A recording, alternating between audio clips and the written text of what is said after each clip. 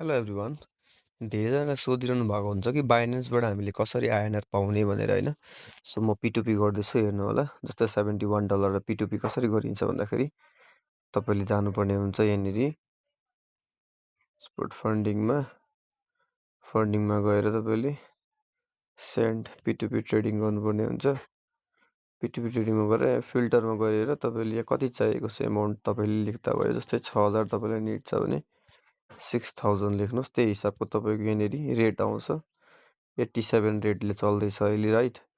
So म आफ्नो $71 को लगभग बनिन्छ।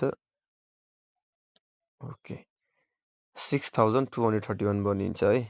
सो म अब प्लेस गर्दैछु अर्डर। जब P2P गरिन्छ यस्तो खालको आउँछ। अब मलाई माग्दैछ क्युआर कोड। अब म क्युआर कोड यो मान्छेलाई सेन्ड गरिदिँदैछु। ओके, क्युआर कोड सेन्ड गर्नुभन्दा अगाडि उनीहरू ब्याङ्क एकाउन्टमै हालिदिए जस्तो लाग्यो है। Let me check.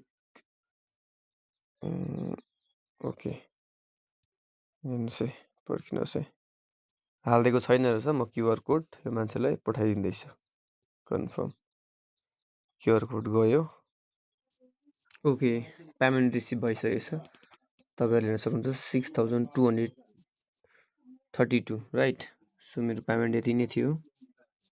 मेरो स्टेटमेन्टमा यसरी 6200, यहाँनिर हेर्नुहोस् 6231, हेर्नुहोस् 6232, 1 रुपियाँ बेसी पनि हाल्दैछ। अब क्रिप्टो रिलिज गर्छु।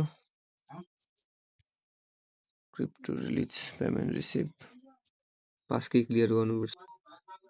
क्रिप्टो रिलिज भयो, मेरोबाट $71 काट्यो अनि आएन मेरोमा आयो। हेर्नुहोस्, यस्तो प्रकारले हामीले गर्न सकिन्छ।